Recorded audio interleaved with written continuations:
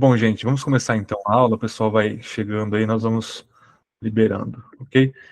Hoje nós vamos ver mais um capítulo do livro que chama O Alvará do Amor. Alguém sabe o que é um alvará? O que significa essa palavra? Alvará do Amor. O Alan, que é advogado, não está aqui hoje, mas alguém sabe o que significa alvará?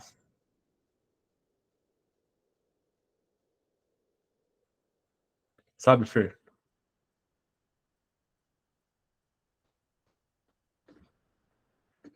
Não? Basicamente, gente, uma definição bem de Google aqui mesmo, alvará é um documento que autoriza a empresa ou alguma empresa a exercer as atividades em determinados locais de acordo com as normas estabelecidas, ok? Então, a alvará, então, é essa autorização para que você haja de acordo com certas normas de determinada autoridade aí, ok? Então a gente vai ver que a igreja ela recebe então essa autoridade do próprio Cristo de exercer esse amor que nós estamos vendo até aqui. Ok? Então, perguntas principais. Que autoridade, né? Que tipo de autoridade Cristo dá à igreja local e por quê? Essa é a principal pergunta desse capítulo sobre o alvará do amor. Ok? Respostas principais.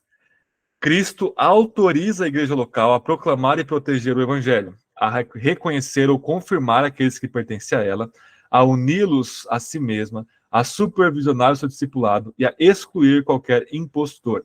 Ele dá essa autoridade à igreja local a fim de proteger e exibir o seu evangelho no mundo caído, o qual continuamente interpreta e retrata mal o amor do seu evangelho, do evangelho do próprio Deus. Ok? Então, ó, vamos enumerar aqui, vamos ler de novo. Que tipo de autoridade Cristo dá à igreja? Cristo autoriza a igreja local a, primeiro, proclamar e proteger o evangelho. Essa é a autoridade que Cristo deu para nós. Proclamar e defender ou proteger o evangelho. Ok? Paulo fala, por exemplo, em Filipenses 1:6 e outros textos que ele foi posto para a defesa do evangelho. Ok? Judas vai falar que nós devemos defender a fé que de uma vez por todas, foi dada aos santos.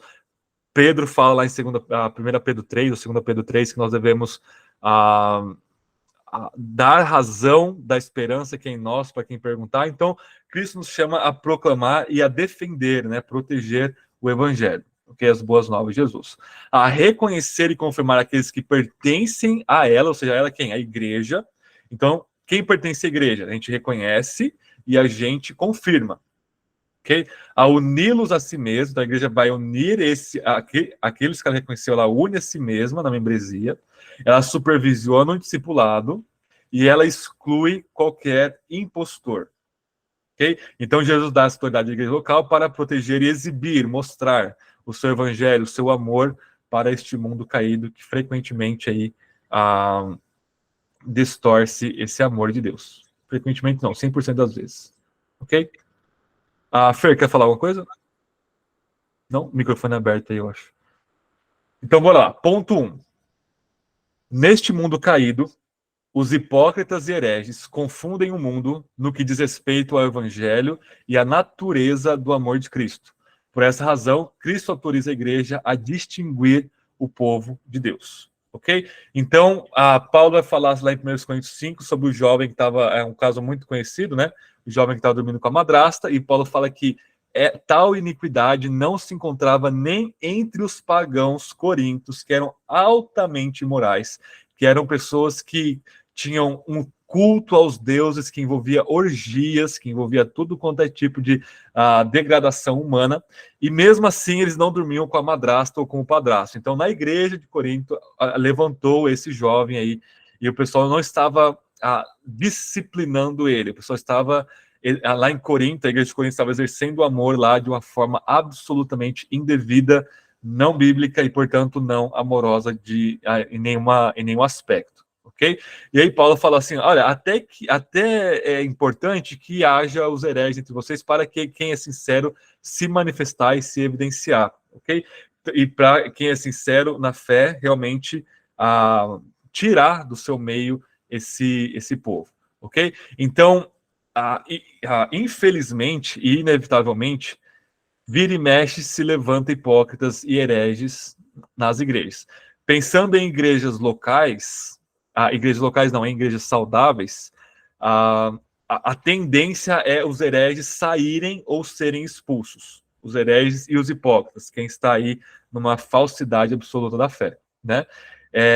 Já em igrejas menos saudáveis ou igrejas falsas, isso prolifera ao ponto de ser a maioria na igreja ou de ser a totalidade da igreja local, se ela for uma igreja herética que se desviou do evangelho, né? E aí, quando o mundo olha, o mundo não sabe diferenciar, Fernando, por exemplo, a Igreja Batista Reformada e a Congregação Cristã do Brasil, ou a Igreja Presbiteriana e a Universal, por exemplo. É tudo evangélico, não é? Então, por ter talvez uma linguagem parecida, ou vir do mesmo lugar, as pessoas o mundo não sabe diferenciar o verdadeiro cristão do falso cristão. E não é papel também do mundo saber fazer essa diferenciação. É papel da própria igreja, nas suas manifestações locais, na igreja local, fazer essa peneira, demonstrar, então, como autoridade outorgada pelo próprio Cristo, de fazer essa limpa na igreja. Okay? E aí que é muito importante, por exemplo, uma coisa que ele não traz no livro, eu não lembro se vai trazer nos capítulos que a gente vai ver daqui para frente, mas é a parábola do semeador lá no Evangelho de Mateus, né? Onde você tem, não a primeira, né, mas onde você tem o joio e o trigo crescendo junto, né? E aí Jesus fala para você não arrancar o joio para que você não arranque o trigo também.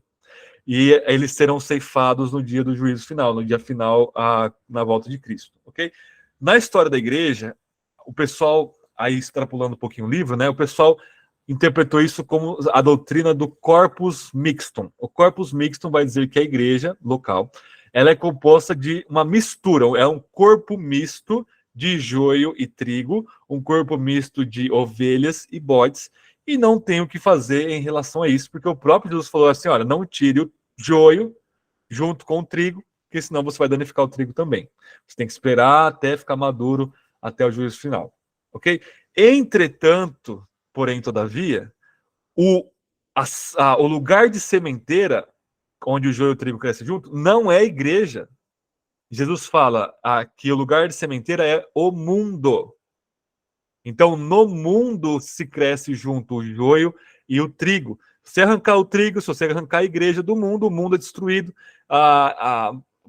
Eles só vão ser ultimamente diferenciados no juízo final, ok? Então, não se mata o ímpio para tentar fazer um mundo cristão e também não se pode também matar a igreja, porque as portas do inferno não prevalecem contra ela, que a gente vai ver daqui a pouco isso. Então, isso não é igreja, isso é mundo. Na igreja, a igreja precisa ser uma igreja de trigo, uma igreja de ovelha, ok? Não uma igreja de um corpo misto, mas um corpo puro, lavado e remido pelo sangue de Cristo. Ok? Então, neste mundo caído, os hipócritas e hereges confundem o mundo no que diz respeito ao evangelho, a natureza do amor de Cristo. Por essa razão, Cristo autoriza a igreja a distinguir o povo de Deus. Então, nós, com um exercício de amor, devemos julgar entre quem tem uma profissão de fé verdadeira e quem tem uma profissão de fé falsa, que se é evidenciada pelos frutos dessa fé. Ok? Ponto 2.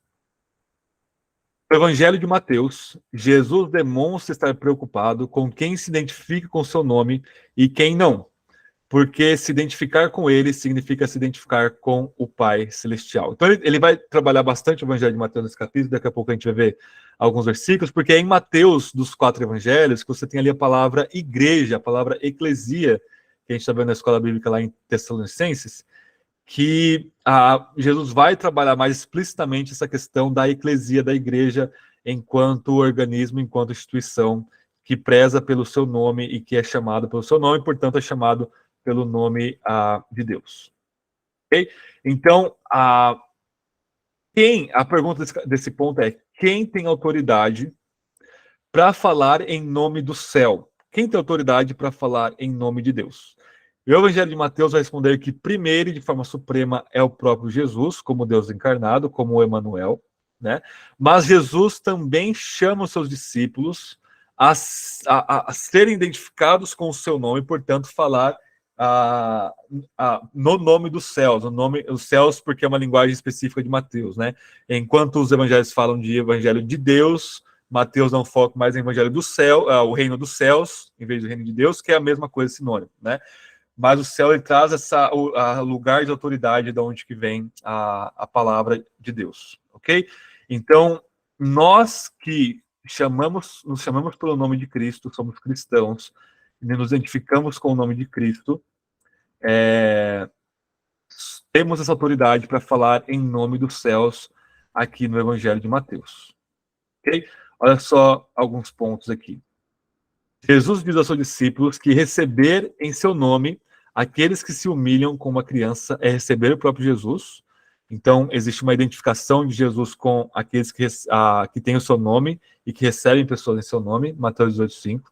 Jesus promete estar presente sempre que 2 ou 3 estiverem reunidos em seu nome. Olha só a expressão nome de novo aí.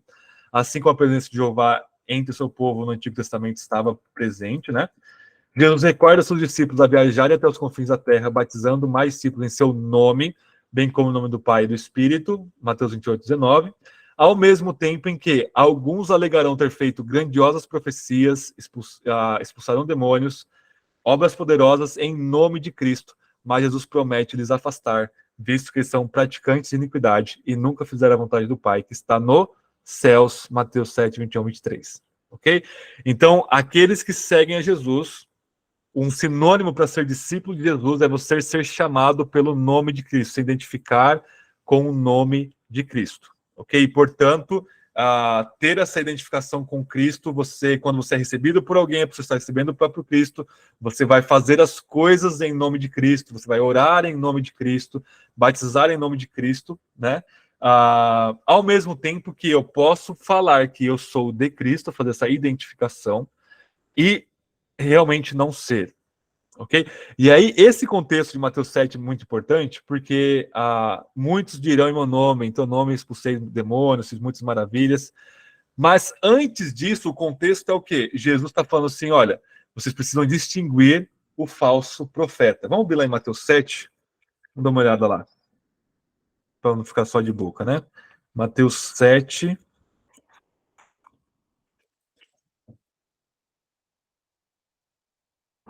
Olha só o título aqui, verso 15, fala sobre os falsos profetas. Cuidado com os falsos profetas que vêm até vós disfarçados de pele de ovelha, mas realmente são lobos devoradores. Pelos frutos os conhecereis. Ok? Então, é pelos frutos nós devemos reconhecer um verdadeiro e um falso mestre vindo da parte de Deus. Ok? Ele fala, por que colhe as uvas dos pinheiros ou figo de plantas com espinhos? Assim toda árvore boa produz bons frutos, porém a árvore má produz maus frutos. Uma árvore boa não pode produzir frutos maus, nem uma árvore má produzir frutos bons. Já vai, Fer. Uma árvore boa não pode dar frutos maus, e nem a boa mal dar frutos bons. Toda árvore que não produz fruto bom é cortada e lançada no fogo. Portanto, vós os conhecereis pelos frutos. E aí ele vai falar, olha, nem todos que me dizem Senhor, Senhor, entraram no reino dos céus. Pode falar, Fer. Esse fruto aqui está ligado à conduta do falso profeta ou às palavras que ele profere? Porque tem muito falso profeta que tem uma conduta de vida ilibada. O que seria aqui os frutos? É a conduta ou as palavras? É os dois, porque envolve, Fer, se puder fechar o microfone, envolve todo o Sermão do Monte, e aí, assim, envolve toda a Bíblia, mas vamos pensar no Sermão do Monte, que essa passagem está localizada. Você tem ali o caráter, bem-aventurado, os pobres de espírito, os que têm fome de sede de justiça, os que choram e tudo mais, né? E bem-aventurado também quando nós somos perseguidos por proclamar e falar sobre Jesus, né? Então, Jesus fala também no Evangelho de Mateus que nós seremos julgados pelo que nós falamos e também pelo que nós fazemos. Então, o fruto é tudo aquilo que se externaliza, quer seja em obras, quer seja em palavras. Não existe uma distinção muito abrupta dessas duas coisas. Ok? Então, em algum momento, a pessoa vai mostrar quem ela é de fato, o que está no coraçãozinho dela, certo? E aí que está, ou seja, esse nem todo que me diz Senhor, Senhor entrar no reino dos céus, né? E muitos me dirão naquele dia Senhor, Senhor, é o que? É o Jesus chamando a igreja a identificar, apontar o dedo e excluir essas pessoas da comunidade de seus discípulos a qual está dirigindo esse sermão da montanha. Ok? E aí, ponto 3, ainda no Evangelho de Mateus. Mateus 16, 18 e 28, nessas passagens, Jesus deu poder das chaves aos apóstolos e à igreja apostólica. Isso autorizou a igreja a proteger o evangelho, a confirmar as profissões de fé fidedigna, a unir esses professos a si mesma e a supervisionar o discipulado deles e a excluir os hipócritas. Ok? Agora vamos dar uma olhada nesses 3 textos. Tem muita coisa difícil nesses textos que a gente não vai ver hoje, porque a gente vai focar nessa questão das chaves. Ok? Só desligar o meu coisa aqui.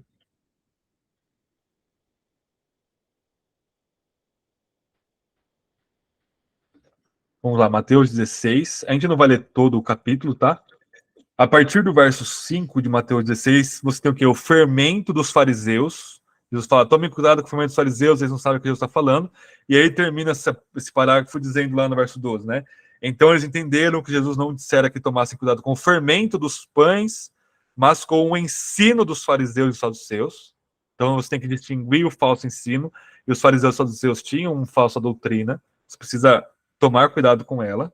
E aí, dentro desse contexto do fermento dos fariseus, entra a confissão de Pedro no versículo 13. Vamos ler. Tendo chegado às regiões da Cesareia de Filipe, Jesus perguntou aos discípulos quem os homens dizem que ser o filho do homem. Eles responderam, alguns dizem que é o João Batista, outros Elias, outros Jeremias e alguns profetas. Jesus perguntou, mas vós, quem dizeis que eu sou? Respondendo, Simão Pedro disse, tu és o Cristo, o Filho de Deus vivo, tu és o Messias, o Filho de Deus vivo. Ou seja, enquanto todo mundo está errando na sua identificação sobre quem é Jesus, Simão, ele acerta em cheio. Tu és o Cristo. Essa é a primeira confissão de fé da igreja. Tu és o Messias, o Filho do Deus vivo. Jesus lhe disse, Simão Barjonas, né, filho de Jonas, tu és bem-aventurado, pois não foste carne e sangue que te revelaram isso, mas meu Pai que está no céu. Ou seja, o Pai que está nos céus, então, de novo, o Evangelho de Mateus foca muito nessa questão dos céus, né? O Pai que está nos céus revela esse conteúdo na mente e no coração de Pedro, e Pedro, então, professa, tu és o Cristo. Quando Pedro professa isso, ainda a confissão está perfeitamente correta, mas o conteúdo do coração de Pedro ainda precisa ser retrabalhado, porque o Messias, para o Pedro, ainda tinha categorias políticas, triunfalistas, nacionalistas, no sentido de Israel ser libertado de Roma, ok? Mas a confissão de fé está correta, ok? Tanto que a gente vai ver isso daqui a pouquinho no final dessa parte, né? E olha só, verso 18. E te digo ainda que tu és Pedro, e sobre esta pedra edificarei a minha igreja, e as portas do inferno não prevalecerão contra ela. Eu te darei as chaves do reino dos céus, o que ligares na terra terá sido ligado nos céus, e o que desligares na terra terá sido desligado no céu. Então ordenou aos discípulos que a ninguém contassem que ele era o Cristo. Então os discípulos estavam ali ao redor, e Pedro toma a liderança e faz a confissão de fé. Jesus elogia ele, fala que isso foi revelação de Deus, e ele faz um trocadilho. Esse trocadilho, o Jonathan Lima, ele vai interpretar de uma forma que está sendo uma interpretação muito comum no meio reformado hoje, porque assim, antigamente, por causa do debate com o catolicismo romano, onde eles interpretam Pedro como a pedra, e portanto a pedra é o Papa, numa sucessão ininterrupta de papado até os dias de hoje, que é pura lorota, pura história folclórica católica, né? Por causa desse nosso ranço com o catolicismo romano, a gente desassocia o Pedro da confissão dele. Então, a interpretação reformada ou evangélica comum é que esta pedra é a confissão de Pedro, né? Mas o Lima e muita gente boa, como o Carson e muitos outros, vão dizer, olha, se não fosse todo esse debate do catolicismo romano, a gente não teria nenhum problema em afirmar Pedro como a pedra, né? Ou seja, o que o Lima fala assim, não tem como desassociar a figura do homem Pedro da sua confissão de fé, ok? Porque Pedro, ele é autorizado a levar a mensagem de que Jesus é o Messias, a carregar e proteger essa confissão de fé, ok? Então, ok, o mais importante é a confissão de fé, mas quem faz a confissão de fé é o próprio Pedro, E aí o Lima vai falar assim, olha, Pedro não é o fundamento essencial e fundamental da igreja, esse fundamento é o próprio Jesus, mas Pedro pode ser chamado de um fundamento histórico ou cooperador da igreja, ok? Porque é na liderança apostólica de Pedro, a partir disso, que Jesus começa a edificar a sua igreja, ok? Ele chama os 12 como o embrião da nova comunidade, da igreja, e a liderança desses 12 pertence ao apóstolo Pedro. Ok? Então, o trocadilho é muito claro. Tu és Pedro, e aí sobre esta pedra, Petros e Petra aqui em grego, Jesus está brincando, ou brincando sem sentido, jogando com o nome de Pedro aqui. Ok? Então, tu és Pedro, e sobre esta pedra edificaria a minha igreja. As portas do inferno não prevalecerão contra ela. Só um segundo, Fer. As portas do a expressão portas do inferno significa morte. Ou seja, a igreja não pode morrer enquanto comunidade que professa a messianidade de Jesus, Jesus ser o Cristo, o Filho de Deus. Pode falar, Fer. Will, diante dessa interpretação do irmão aí, do Carson, qual é a diferença da interpretação deles para a interpretação católica? Toda, porque a gente não... Isso não implica uma sucessão apostólica de Pedro. Por quê? Porque a gente vai ver isso no próprio contexto. Ok? Agora vamos continuar, que você vai entender, Fer. Olha só. Jesus dá a chave para Pedro. Chave, é lógico, ele não deu uma chave física para Pedro, é simbólico. Chave simboliza a autoridade. No livro de Isaías, no livro de Apocalipse, Jesus tem a chave do inferno, ele tem a chave da morte, ou seja, ele tem a autoridade. Jesus, ele dá o alvará, ele outorga autoridade para Pedro. Ok? E o Pedro que faz a confissão de fé correta. Ele não dá essa chave para os saduceus, ele não dá essa chave para os fariseus, não dá essa chave para o pessoal que está se falando que ele é um dos profetas, que ele é Elias, que ele é João Batista e tal. Ele dá a chave para quem fez, para o único que fez a confissão de fé correta, revelada pelo Pai. Ok? E aí no verso 20, ele diz para os seus discípulos que a ninguém contassem que ele era o Cristo. Os discípulos estavam participando dessa cena, como a igreja embrionária aqui, pré-Pentecostes, né? Então Pedro tem essa chave e Jesus vai edificar a igreja sobre o apóstolo que tem a confissão de fé correta, ok? Mas a gente pode minimizar a pessoa de Pedro um pouco, por quê? Porque Jesus ele começa a falar que ele vai morrer, no verso 21, que ele vai ressuscitar. Verso 22, mas Pedro, chamando em particular, começou a repreendê-lo, dizendo: Deus tenha compaixão de ti, Senhor, isso jamais te acontecerá. Ele, porém, voltando-se, disse a Pedro: para trás de mim, Satanás, tu és para mim motivo de tropeço, pois não pensas nas coisas de Deus, mas sim nas coisas dos homens. Então Jesus corrige aquele que ele acabou de falar, que ele ia edificar a igreja. Ou seja, Pedro foi influenciado pelo diabo a distorcer aquilo que ele acabou de fazer a confissão. Então Jesus está corrigindo o apóstolo Pedro aqui, publicamente, diante da igreja, diante de seus discípulos aqui. Okay? Porque a confissão de fé precisa ser ainda corrigida no coração de Pedro, nas categorias certas. Então a pessoa de Pedro foi repreendida como tendo sido influenciada pelo próprio diabo, a quem Jesus acabou de falar que não vai prevalecer contra a igreja. Então, não tem como desassociar a pessoa da confissão, mas mais importante que a pessoa é a confissão de Pedro. Bem, a gente pode fazer essa balança, esse contrapeso na interpretação do Lima e de alguns outros. Certo? Mas olha só que interessante. A chave que é dada para Pedro é dada para toda a igreja no capítulo 18. Abram em Mateus 18. Verso 15 ao 18. Eu vou ler. O título aqui na minha Bíblia é Como efetuar a reconciliação e a parábola do credor sem compaixão. No verso 15. Se teu irmão pecar contra ti, vai a sós com ele e repreende-o. Se te ouvir, ganhaste teu irmão. Mas se ele não te ouvir, leva ainda contigo mais uma ou duas pessoas, para que toda palavra se confirme pela boca de duas ou três testemunhas.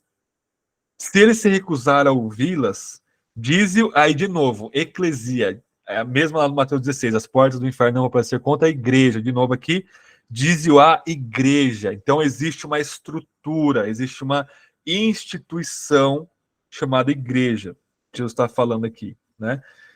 Diz-o a igreja, deixa eu achar aqui, verso 17, né? E se também se recusar a ouvir a igreja, considera-o gentil e publicano. Ou seja, considere-o um não cristão, um não seguidor de Cristo, alguém que não se identifica com Jesus.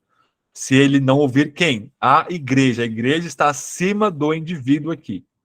O indivíduo não pode chegar e declarar isso. Você é um pagão, você é um não cristão. Mas, levando para a igreja dá esse aval, porque tem o alvará de Cristo, a autorização de Cristo, ele então é considerado um publicano. E aí, veja só o verso 18. Em verdade vos digo, tudo quanto ligardes, e aí de novo a questão da chave, ligardes na terra terá sido ligado nos céus, e tudo que desligardes na terra terá sido desligado nos céus.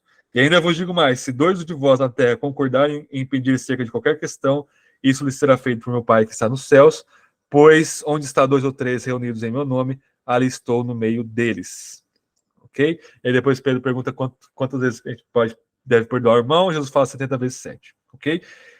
Então, olha só, Jesus pega essa chave que ele deu para Pedro e dá para toda a igreja, ou seja, toda a igreja apostólica, a igreja que tem a confissão de que Jesus é o Senhor, Jesus é o Messias, tem essa autoridade de ligar e desligar. O que é ligar e desligar? É você dizer, olha, você é um seguidor de Cristo, ou você é um publicano e gentil, você é um pagão. Okay? Ou seja, quando a igreja reunida liga, ou seja, reconhece que a pessoa é um verdadeiro cristão, isso é muito forte na teologia de Mateus. Ela está ligada nos céus. Quando a igreja desliga, falando assim, nós não temos condição de afirmar a confissão de fé dessa pessoa como genuína, ela simplesmente não é cristã. É claro que existem igrejas doentes, igrejas falsas, e o juízo dessas igrejas não é muitas vezes correto, né? Mas nós estamos pensando aqui em igrejas saudáveis que pregam o evangelho e que exercem a disciplina, ok? Então, nessas igrejas, você está numa comunidade. Pensa bem, imagine que eu sou um falso cristão. Estou aqui na nossa igreja. Eu estou vendo que todo mundo tem uma confissão de fé correta, de acordo com a Bíblia, e que se esforça ao máximo para viver isso e que se arrepende daquilo que não daquilo onde falha e peca, né? Aí eu estou dentro dessa comunidade saudável, onde eu ouço o evangelho toda vez que a gente se reúne. E aí, de repente, essa igreja olha para mim e diz, William, você não é um cristão. Vocês estão entendendo o peso que é isso? Eu falei, não, quem vocês pensam que são para vocês exercerem esse julgamento sobre mim? A igreja pode dizer, nós somos a igreja, nós somos a comunidade, a instituição que tem o alvará por escrito das normas do evangelho, das normas de Cristo, e através dessas normas você não está autorizado a sair por aí falando que você tem o nosso nome, o nome de cristão, o nome de igreja, o nome de quem pertence à igreja, né, no caso. Ok? Então, Mateus 16, a chave é dada para Pedro e os discípulos, os apóstolos, juntos ali, que não deveriam falar para os outros ainda sobre Jesus. E em Mateus 18, essa chave é dada para toda a igreja, que tem o poder de ligar e desligar. Ok? Vai lá, Fer. Will, hoje você sai da Igreja Batista de Indaiatuba e vai para uma rede que é do lado. Não fala o nome, Fer. Hã? Não fala o nome, Fer. Não, mas não tô falando mal. Não. Sim, beleza. No caso, a pessoa deixa uma igreja vai para outra igreja, porque certo. Aqui nós identificamos que ela não é cristã, amanhã ela chega lá e se torna um membro. Não tem como amenizar isso? Como é que a igreja enxerga? Ou isso só vai pesar para o indivíduo mesmo e não tem o que a igreja local fazer? Então, duas práticas pode minar isso daí. Primeiro é eu perguntar para a igreja anterior dessa pessoa sobre a conduta dela. Isso é uma coisa que tinha antigamente muito forte. Então você mudava de igreja, você tinha lá a cartinha do seu pastor e tal. Mas hoje em dia, por causa da grande migração e pular de galho em galho de igreja, isso não tem lá mais muito valor, mas deveria ter, né? E em último caso, a pessoa não falou nada e o pastor da igreja também não se preocupou em pedir, né, o histórico da pessoa e tudo mais. Eventualmente essa pessoa vai mostrar quem ela é. Então, se ela sai daqui um cristão de verdade, ela vai para outra igreja, ela vai ser bênção lá. Mas se ela sai daqui um falso cristão e vai para outra igreja, né? E aí vamos supor, se ela sai daqui em disciplina, eu, como pastor, vou perseguir essa pessoa, eu vou mandar a carta de explicar a situação para a igreja que ela está indo, para os pastores que ela está frequentando, ok? Mas se ela sai sem disciplina, mas ela vai se mostrar, depois ela vai se mostrar não cristão, ok? Se ela está numa igreja onde a verdade é exposta semanalmente, ok? Porque a verdade ela tem esse poder de ir ela fazendo o trabalho de fazer essa expulsão dos hereges hipócritas, usando a linguagem do ponto 1. Correto? E aí, Mateus 28, gente, para terminar essa parte, esse ponto 3, verso 18 ao 20, nós temos o seguinte, grande comissão, né? Aproximando-se, Jesus falou-lhes: toda autoridade me foi dada nos céus e na terra. Portanto, ide fazer discípulos de todas as nações, batizando-os em nome do Pai, do Filho e do Espírito Santo, ensinando-os a obedecer a todas as coisas que vos ordenei. E eu estou convosco todos os dias até o final dos tempos. Então, isso se cumpre o começo do Evangelho de Mateus, onde Jesus é chamado de Emanuel. Ele fala, então, vou estar convosco todos os dias, Deus presente. E ele tem toda a autoridade, né? Porque ele, como Deus, ele sempre tem e terá toda a autoridade. Mas agora, como homem, como Deus homem, né? Ele recebe toda a autoridade do Pai. E ao receber toda a autoridade para o Pai, ele delega algumas funções e alguma autoridade para a igreja. Qual que é a autoridade que está delegando para a igreja? Ir e fazer discípulos, batizar em nome da Trindade e ensinar a obedecer todas as coisas que eu vos ordenei. Ou seja, nós temos que ensinar as pessoas a obedecer. Se você está ensinando a pessoa e a pessoa não está obedecendo, aí entra a disciplina do capítulo 18. Ok? Então a disciplina ela entra, ela é algo que o próprio Cristo entregou para a igreja por ter toda a autoridade sobre todas as coisas. Ponto 4. Mesmo, assim, muito importante, mesmo com todas as suas imperfeições, lembrem de Pedro confessando Jesus como o Cristo e depois sendo repreendido como se fosse o diabo, né? A igreja representa Jesus na terra. Ela dá testemunho de sua salvação e de seu julgamento vindouros. Ok? Então, no catolicismo romano, o vicarius filii Dei, o substituto do Filho de Deus na terra, é o Papa. Na Bíblia e na nossa tradição, quem representa Jesus não pode ser um indivíduo apenas, porque o indivíduo falha. Pedro, que é a pedra, falha. É a igreja que representa Jesus na terra. Nós somos o ícone de Cristo na terra. Ok? E aí o mundo olha para nós e vê salvação e julgamento. Ok? Salvação dos arrependidos, julgamento dos impenitentes. Ponto 5. A igreja, portanto, é o procurador de Cristo na terra. E aí eu coloquei uma definiçãozinha aqui de dicionário, né? Procurador, esse genérico, é qualquer pessoa que representa outro em algum negócio, mediante autorização escrita do representante. Tanto o alvará quanto o procurador, que as imagens que o Lima traz para nós, usa a questão de ter um documento escrito, que é a Bíblia, né? Então, a igreja é o procurador de Cristo na terra, ou seja, nós recebemos a autoridade, nós recebemos a palavra de Cristo para representá-lo em todas as coisas, nossa atividade litúrgica aqui e como corpo missionário que é a igreja. Ok? Como eu falei, a organização litúrgica e corpo missionário, porque nós adoramos e pregamos o evangelho. Ok? Ponto 6. Eu estou correndo um pouco esses pontos, porque a gente se deteu mais no ponto 3, né? O fato de a igreja ser o procurador de Cristo na terra quer dizer que o cristão deve se submeter à igreja na terra, o que significa se submeter à igreja local. Okay? Então, todos nós nos submetemos à igreja local a qual nós estamos inseridos. É claro, de novo, não é uma submissão cega, tola, incondicional, é uma submissão condicional, porque quem tem toda a autoridade no céu e na terra? Jesus. A partir do momento que essa comunidade está vivendo de acordo com o mandamento de Cristo, a palavra de Cristo, o próprio Cristo, então eu vou me submeter a ela. Bem? Isso é muito importante, porque se eu, por exemplo, tenho planos de fazer isso na minha vida, né? E a igreja vem e diz, olha, isso daí você vai pecar, você não faça isso.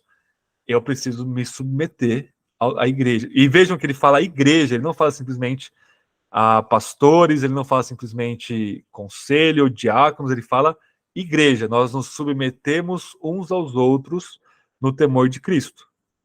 Ok? Que é o que fala lá, Efésios, que o Kaique trouxe para nós na parte da oração da aula passada. Né? Então nós nos submetemos uns aos outros no temor de Cristo.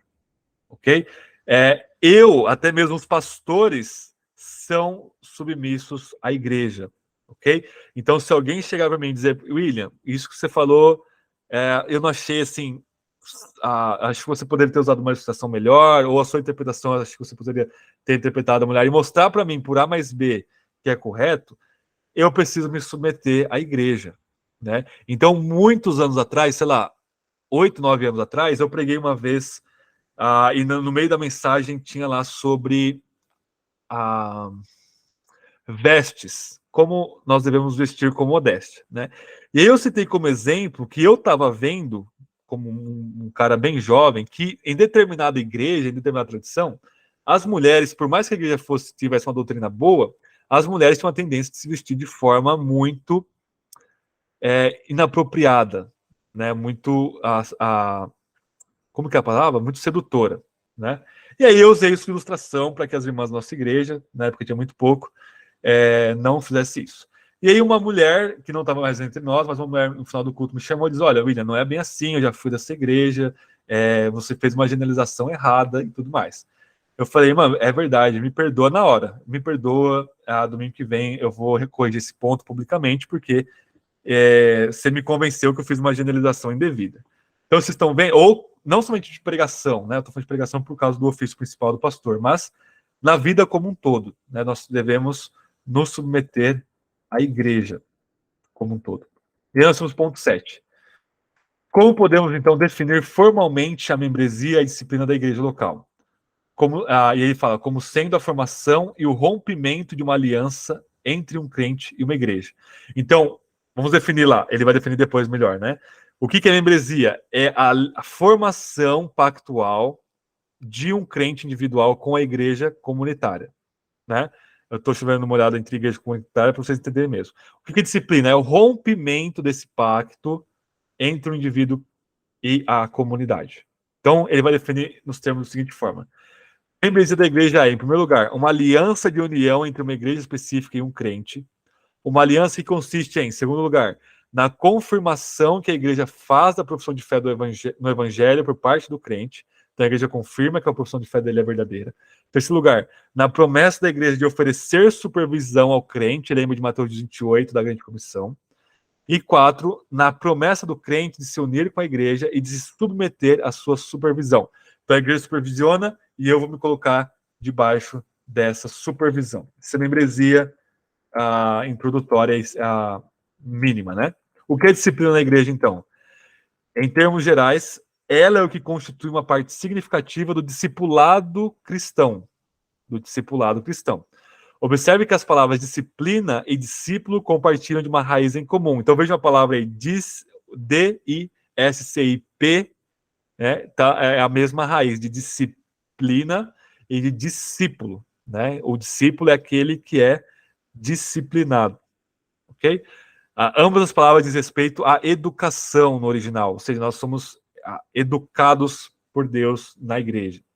Mais especificamente, uma igreja disciplina seus membros a fim de discipulá-los, ou seja, ela os disciplina para educá-los no caminho da retidão de Cristo, para ajudá-los a se conformarem à sua imagem. Assim como a educação envolve tanto a formação quanto a correção, a disciplina na igreja também envolve formação e correção. Os mestres ensinam e os mestres corrigem. É assim que o estudante cresce. As igrejas, semelhantemente, ensinam e corrigem. É assim que os membros da igreja crescem e são discipulados cristão. Uma membresia da igreja não disciplinada é uma membresia de igreja não discipulada. Ela será fraca e débil, tola e impúdica, né? No sentido de ser não punida, sem vergonha, seria um sinônimo de impúdica aí. Ok? Então, a igreja que não disciplina os seus membros, quando esses pecam, não está discipulando, portanto, não está fazendo o mínimo, o essencial do que é ser igreja. Não tem como desassociar uma coisa da outra. E só, a gente vai estar caminhando para o final já, para a gente orar. Definindo isso mais especificamente, a disciplina corretiva na igreja acontece sempre que o pecado é corrigido no corpo da igreja. E acontece de modo mais pleno quando o corpo da igreja anuncia que a aliança entre a igreja e o membro já foi quebrada, porque o membro provou ser insubmisso ao seu discipulado cristão. Exatamente por isso, a igreja retira a sua confirmação de fé a respeito da fé do indivíduo, né? Anuncia que deixará de se oferecer supervisão e libera o indivíduo de volta para o mundo. Okay? Isso aqui é muito pesado, porque uma vez que eu chamei você, vamos colocar eu como exemplo, você me chamou, me repreendeu, eu não te ouvi, você chamou o outro irmão, vocês vieram também, eu não quero saber o que vocês estão falando, vocês levaram o caso para a igreja diz, você está errado, William, e eu digo, vocês é que estão errados, vocês não devem se intrometer na minha vida particular. A igreja diz, não, eu não tenho mais condição de afirmar a nossa relação pactual com o William. Ok? O que isso significa? Eu não estou mais debaixo da supervisão da igreja, eu estou liberado para o mundo. E Paulo diz em 1 Coríntios 5, desse sujeitinho que está dormindo com a madrasta, que ele diz o seguinte, entrega o corpo dele para o diabo para ver se a alma é salva. Ou seja, você vai ser disciplinado até pelo diabo. O diabo vai te dar um sarrafo lá fora. Isso que Paulo está falando, né? Deus vai usar o diabo para arrebentar com o sujeito, para ele voltar só o maltrapilho e ser salvo a alma. E de fato, segundo os Coríntios, mostra que o rapazinho se arrependeu, porque a igreja de Corinto foi exercer a disciplina de forma correta, né? Então, eu estou liberado, ser liberado para o mundo, para o ímpio beleza, isso que eu quero mesmo, né? Agora, para um cristão que está ali em pecado, significa morte, significa ser entregue para o diabo, né? Significa ter essa disciplina aí, até mesmo que pode gastar a vida dele, né? Para ver se ele volta para a igreja. Então, é sempre no sentido de buscar e salvar ele, mas esse buscar e salvar às vezes envolve abrir mão, ok? Então, o ministério pastoral de uma igreja supervisiona no seu ofício de bispo. Bispo é aquele que supervisiona, já falei para vocês, somente os membros da igreja, ok? Então, eu sou responsável diante de Deus, eu e o Kaique, no caso, pelos membros da igreja, ok? Por aqueles que não são membros, eu não tenho nenhuma responsabilidade. É claro que existem aqueles que estão chegando e a gente acolhe, a gente abraça, a gente cuida e leva a ser um membro formal, né? Mas aqueles que não querem ser membros, aqueles que saíram da membresia e foram para o mundo, eu não tenho a menor responsabilidade sobre eles. Eu e a igreja vai ser formada libera a nossa responsabilidade sobre essa pessoa, libera essa pessoa para o mundo, ok? E aí é ela e Deus. Nós continuamos orando por ela, continuamos talvez pregando o evangelho para ela quando, se possível, mas a gente não perde noite de sono necessariamente por causa disso, no sentido de, nossa, eu sou responsável por essa pessoa até a morte. Não, eu sou responsável e nós somos responsáveis uns pelos outros, por aqueles que estão compromissados e submetidos a toda a igreja local. Desses nós cuidamos uns dos outros, certo?